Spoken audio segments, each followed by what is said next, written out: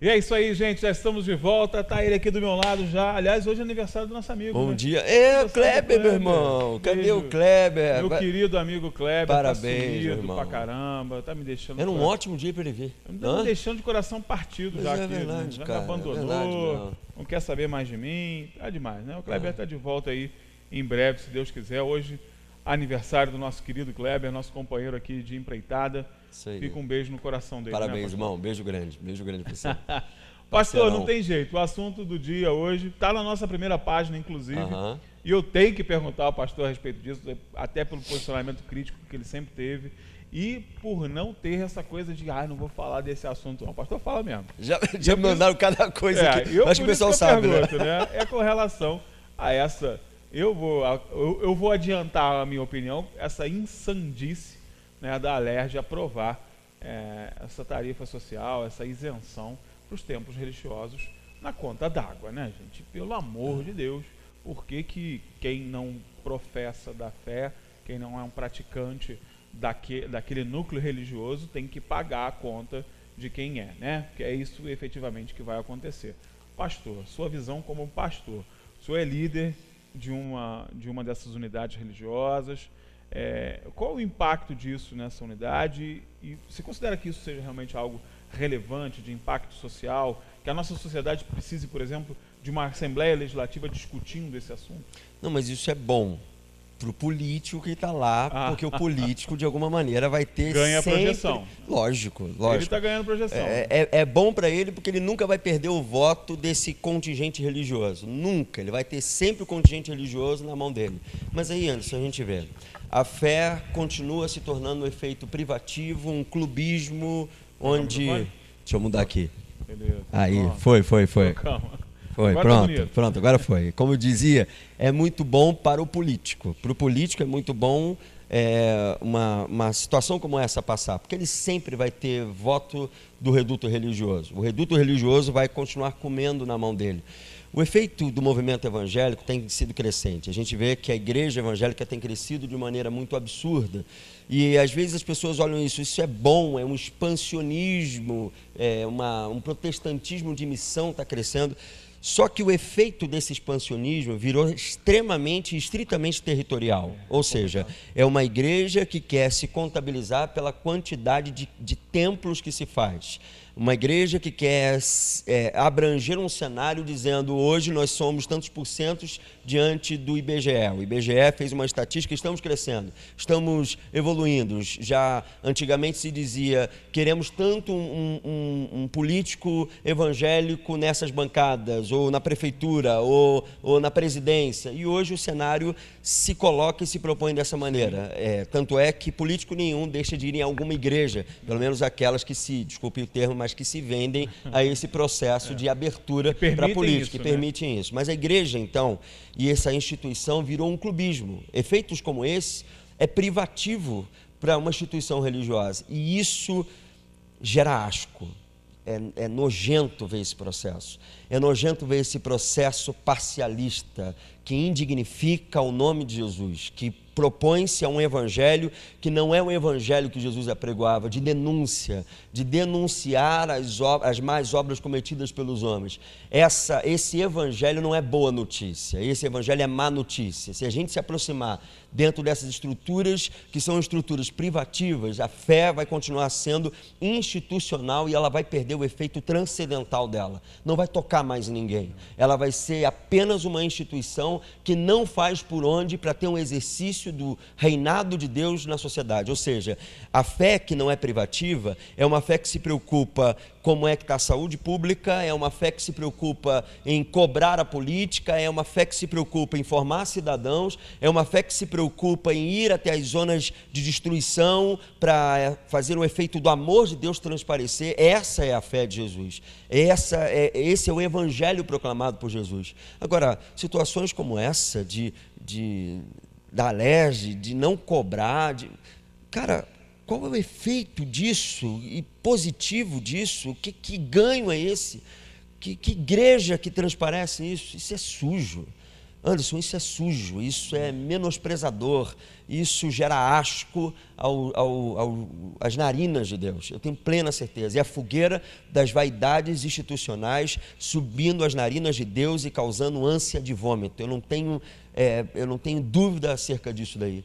E eu vou dizer uma coisa: se como igreja eu aceitar e admitir isso e aplaudir dizendo, ainda bem, tem gente lá na frente, tem gente lá na bancada que está intercedendo por nós, lutando pela gente. Eu não quero, Anderson, mas de maneira nenhuma, que esteja na política, que esteja no poder público, alguém que esteja na mesma proposta confessional que a minha. O que eu quero é gente que pense em políticas públicas justas, que pense no macro, que pense na população, que faça.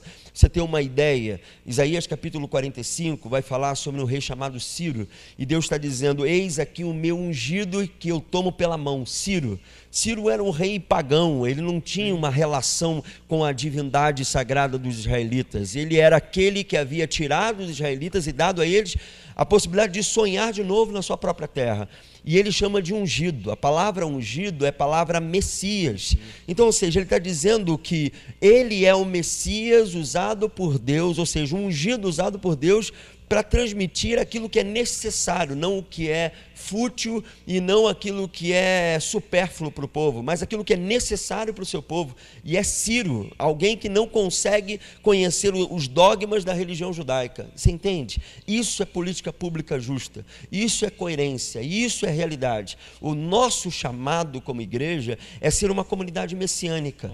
Nós somos chamados a viver essa extensão messiânica de paralítico andar, de cego ver, de surdo ouvir, mas que história é essa? É começar a fazer aquilo que os ambientes televisivos aí fazem, né? De gente andando, e a gente conhece que são histórias de muitas delas montagens. Minha gente, presta bem atenção, eu não desconfio de milagre, que Deus possa realizar milagres, mas eu acredito em absoluto que o maior milagre que uma comunidade messiânica, que a igreja pode realizar, é fazer cego, gente que não consegue mais enxergar vida diante dos seus olhos, e a igreja promover ambientes de horizonte de sentido para essa pessoa.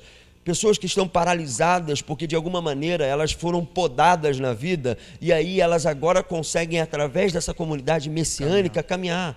Pessoas que estão mudas porque pela tirania de alguém que emudeceu e fizeram ela se calar, e a igreja dar voz para essas pessoas, a igreja ser voz de gente que não tem voz. Então isso é dar a possibilidade de milagres do cotidiano acontecer. Porque assim, eu vou te falar, paralítico andar é fácil.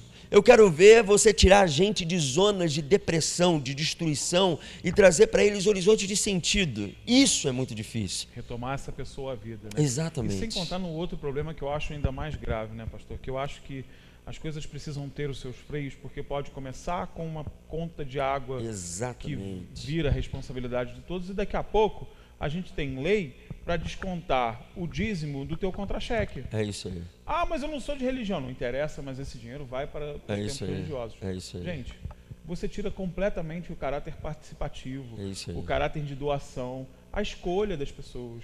Estar numa igreja, professar de uma fé, tem que ser uma escolha livre. Essa lei não é a religião de Jesus, é a religião de Constantino. É a instituição que generalizou e botou todos os seus poderes religiosos como os poderes supremos para destruir qualquer capacidade de doação, para destruir qualquer capacidade de livre vontade. Não, é isso, é opressor. É dessa maneira que a gente vai lidar. E aí a gente vê que tem tanta gente que está vivendo agora acuada diante do efeito religioso, que era para ser ponte. A religião como religare, né? A ligação com aquilo que é sagrado, aquilo que é a relação com o outro, e a religião agora gera o seu efeito podador. É o que você falou. É o princípio, e pode ser o princípio das dores apenas. Pode ser só um início desse reduto que vai começar a se fechar. E a religião, sim, vai ser reconhecida como a religião de Constantino, que antes morria, mas agora mata. E vai matar porque, sabe o que eu fico imaginando? Às vezes, o grande desejo de alguém que um dia foi oprimido, e às vezes o cenário evangélico, que eu posso dizer porque eu estou dentro disso desde pequeno, os Bíblia, olha lá, podia estar domingo em algum lugar, e agora... E aí a gente percebe que ao invés de ser sinal visível do amor de Deus, o grande desejo da maioria de pessoas que foram oprimidas no passado era serem os opressores da vez. As bancadas estão aí provando isso, a religião de Constantino está provando isso, e religião de Constantino não é a igreja católica, ortodoxa, não, a religião de Constantino é toda a religião que se envereda pelo caminho político gregário que destrói a livre vontade do todo e que não pensa no bem comum. Essa é a religião de Constantino. Então não tem nada a ver com Jesus. Nada a ver com Jesus, viu? Por isso que eu gosto de perguntar ao pastor Tiago, porque ele fala mesmo, né? E pelo amor de Deus, né, gente? Legislador tem que pensar no bem comum. Estamos num Estado laico, é um Estado que tem que respeitar a diferença. Lembre-se, não é um Estado laicista, não se está se pregando a não religião. Sim, o que se prega é a liberdade de escolha dessa religião, que está dentro, inclusive, dos primórdios das composições das religiões. As pessoas iam por vontade. Os primeiros que seguiram Jesus foram porque foram tocados e queriam seguir ele. Ninguém disse para eles, não segue não, porque a nossa religião é essa. Pelo contrário, né? Aquilo motivou eles a buscar aquilo. E a gente não pode perder essa motivação. Assim como as pessoas que também não querem seguir, precisam ser respeitadas, porque são cidadãos, são brasileiros, estão sob a égide da nossa Carta Magna e merecem todo o nosso respeito. Eu sigo a Bíblia está na vida do pastor Tiago, mas eu tenho que respeitar aquela pessoa que não quer, por exemplo, a Bíblia como patrimônio imaterial do nosso país. Eu tenho que respeitar. Ela é um patrimônio para mim, é um patrimônio do pastor Tiago, para a grande maioria das pessoas que estão aí, que professam da nossa mesma fé e que buscam na fé uma resposta para as suas vidas. E é uma conduta para as suas vidas. Mas eu tenho que respeitar aquelas pessoas que não têm essa escolha. Elas também fazem parte.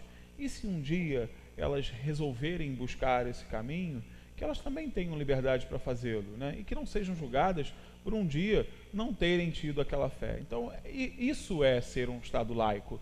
As pessoas confundem muito o Estado laico com o Estado laicista. Não é uma ditadura, né, que nós temos aqui. Você não tem que ter fé. Não é isso, é o contrário. O direito de fé, inclusive, está na nossa Constituição. Liberdade de proferir a nossa fé, de cultuar, de ter as nossas práticas religiosas. Mas uma coisa, outra coisa, né? Pelo amor de Deus. E aos nossos legisladores, você que é eleitor, você que votou no teu pastor amigo, né? Nós não temos casos de padres políticos que não podem mesmo. São proibidos de entrarem na vida política. Mas se tivesse, né, eu faria o mesmo comentário que eu faço. Cobre do seu pastor, né? Ele agora não é mais o seu pastor, ele é um representante da população. É isso aí. Seja do Estado, seja do país, seja da nossa cidade. No momento em que você escolhe estar em um cargo público, que é um cargo que é remunerado, que é um cargo que exige responsabilidade, prerrogativas e constituições, ele tem que abrir mão da figura do pastor. Então, me desculpe os legisladores que ainda ostentam o título de pastor, mas os senhores não são pastores dentro de uma casa legislativa. Jamais poderão ser pastores dentro de uma casa legislativa. A casa legislativa atinge a todos os brasileiros, inclusive aqueles que não aceitam o seu pastoreio. Perfeito. Tem que respeitar. E é isso, irmão. Muito mais do que cobrar do seu religioso que ele deixe que ele ajude para que você não pague mais taxa d'água. Peça ao seu religioso que você votou para que ele vá até a saúde pública e veja como é que está a saúde pública, vá até os bairros e veja como é que está a iluminação, vê se tem um remédio na UPA. Faz isso, cobra disso. Sabe por quê? Diga para ele que a conta d'água, a gente de maneira muito gratuita, a gente recebe e a gente dá um jeitinho de pagar. A gente resolve. Agora, saúde pública, iluminação, cuidado com a educação, isso está um caos. E eu creio que é isso que Jesus dizia sobre reinado de Deus entre nós. Não é a conta d'água, mas é o bem público sendo feito. Exatamente. Pastor, muito obrigado pela sua participação. Por isso que eu amo esse cara. É beleza, muito bom. As quintas-feiras são maravilhosas aqui nessa nossa participação. Obrigado pelo carinho. Sabe que é recíproco. Tamo junto mesmo. E olha só, para você que nos acompanhou até agora, muito obrigado. A gente fecha mais uma vez com chave de ouro, uma discussão importante. Espero que você reflita sobre esse assunto, cobre, seja um chato, procure realmente conhecer esses assuntos. E se tiver alguma dúvida, manda para cá que a gente está aqui para responder. Fique à vontade, tá? Uma excelente quinta-feira a todos, que ela seja muito proveitosa, que a gente consiga respirar um pouco mais calmo, né? Ontem foi um dia tenso, hoje eu acho que vai ser mais tranquilo um pouco. Se preparar aí para sexta-feira, para o fim de semana. Amanhã a gente está de volta, se Deus quiser, esperando a sua participação. Não se esqueça, amanhã a gente tem participações importantíssimas aqui.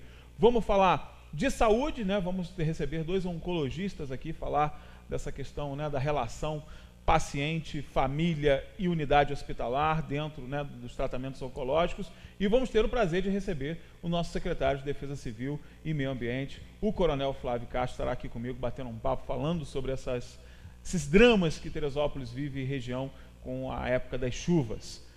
Programa imperdível, você já viu, né? Daqui a pouco a gente está lá nas redes sociais atualizando tudo o que está acontecendo. Não se esqueça, o programa acaba agora, mas nas redes sociais ele se prolonga até o programa de amanhã, para começar tudo de novo, tá bom? Uma grande quinta-feira para todos, um beijo no coração e até a próxima. Jornal Diário na TV. Oferecimento: Hospital São José. Tudo pela vida. E Naturgy. A SEG Rio mudou de nome. A SEG Rio agora é Naturgy.